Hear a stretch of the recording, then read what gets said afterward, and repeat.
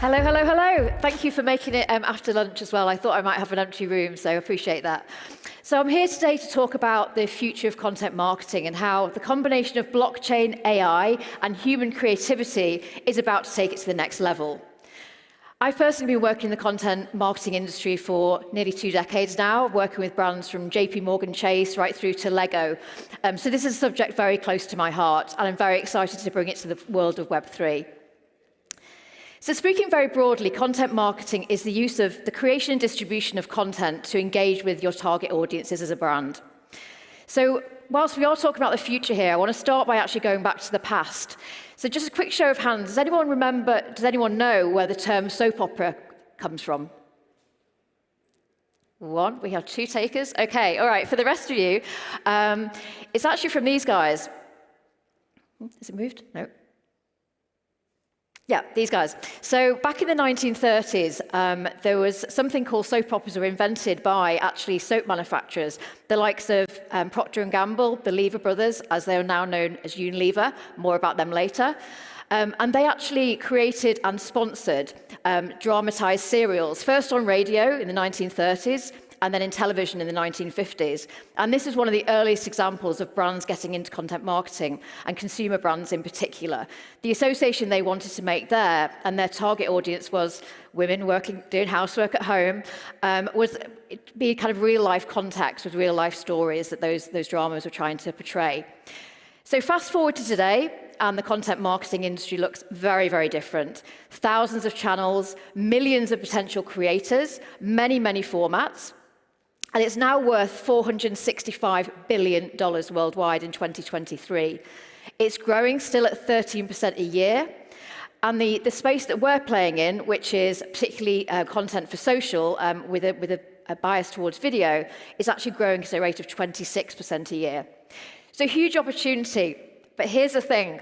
Whilst the creative execution has got a lot more sophisticated, whilst digital means that we can segment our audience to the nth degree, way past those kind of housewives back in the 1950s, the actual underlying process to a lot of this content creation hasn't actually changed that much in all those years. We're going to change all that. So, okay. So why is it a problem at the moment? So it can be an extremely clunky process for brands. So sourcing content can be very time-consuming and very, very expensive. There are often multiple agencies involved, resulting in bloated costs and slow delivery.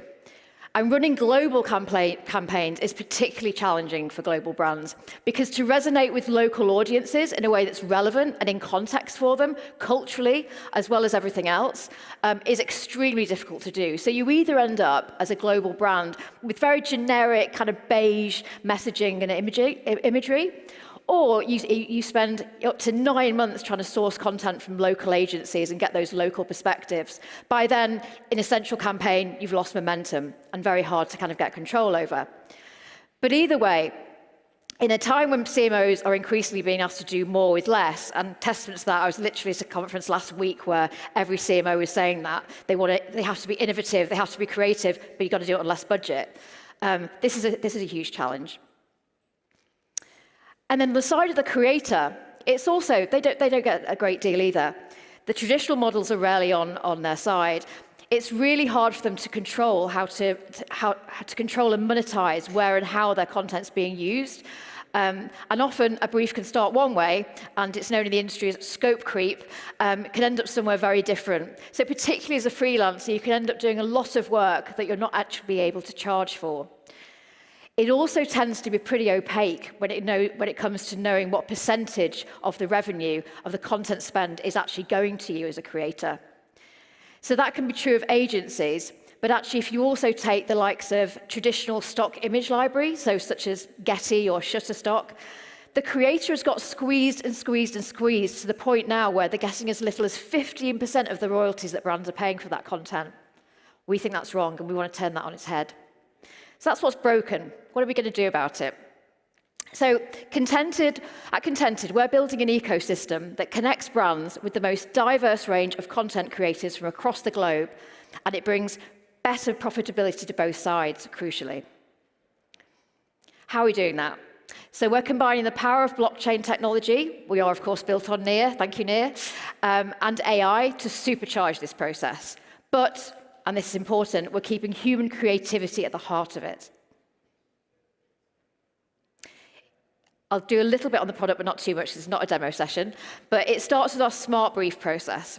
So if a brand has a very, very clear idea of what they want, they can put a very prescriptive brief in there, and we will match them to the right creators.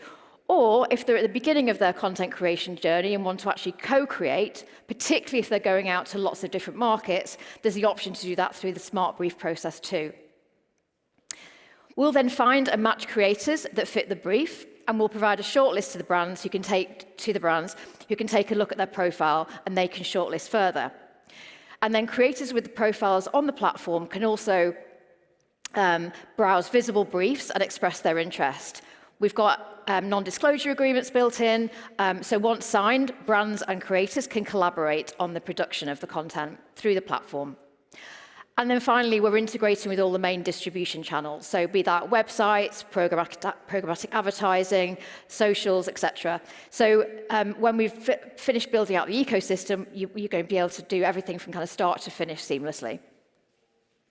And then finally, we're also building a smart library of searchable stock imagery and videos. So that's going to be a mixture of professional content from partners, but just everyday UGC content that a brand might want to use that's been captured in the moment spontaneously.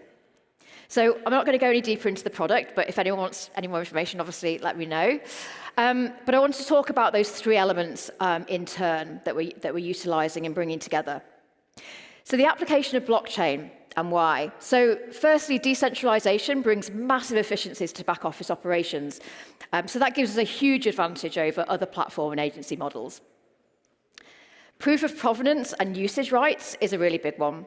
And this is only going to accelerate with all the Gen AI debate going on at the moment. That's going to get very, very complicated, but we're starting off with obviously smart contracts being key there. And then finally, payments is a game changer. So we're setting up the system as such that as soon as a piece of content is licensed or approved, payment to the creator is immediate.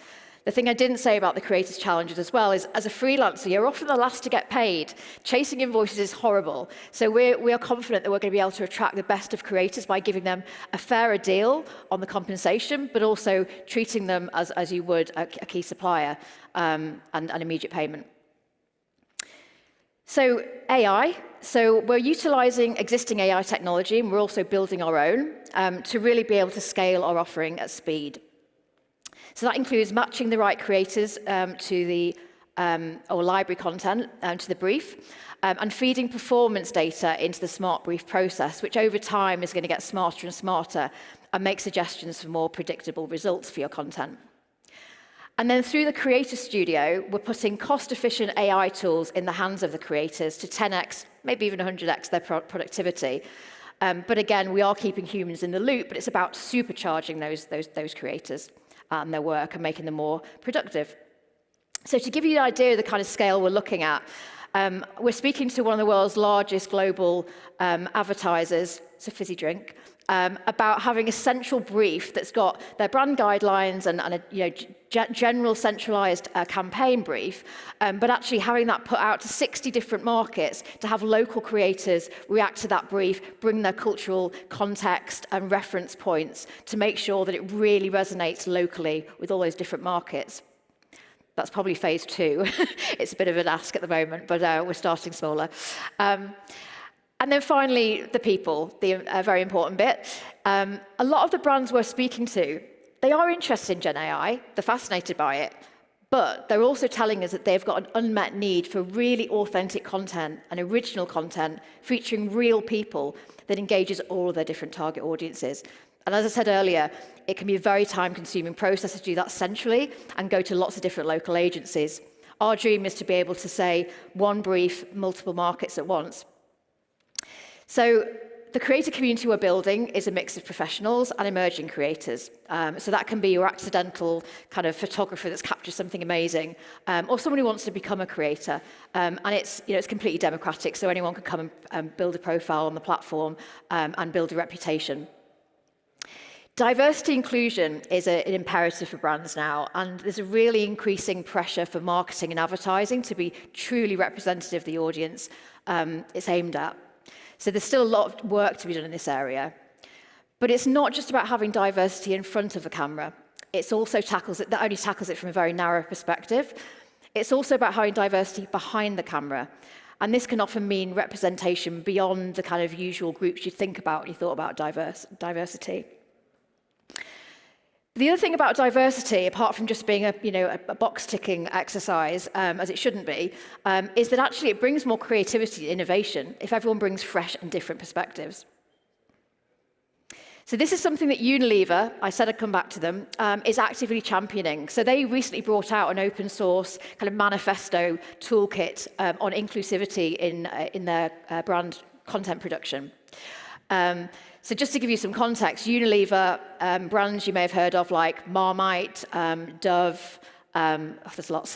They've got 400 in 190 countries. So it's a complete behemoth now. And if this is their direction of travel, I'm likely to bet it's going to be the case for a lot of brands. So what we're also building in, again using blockchain, is tracking diversity amongst the creator pool that a brand is using. So we're doing that in lots of different ways, but we're launching it from day one because we're making the bet that this is actually going to be a very, very important thing to be able to evidence instead of just talking the talk when it comes to diversity, but actually showing you're walking the walk. And sticking with Unilever, I'm very happy to say that our very first brief on the platform is going live tomorrow, and it's going to be for one of Unilever's iconic beauty brands. You might have heard of the campaign for Real Beauty, which turns 20 next year. That might give you a clue as to who it is. The brief we're putting live tomorrow is actually for men, for personal care and grooming.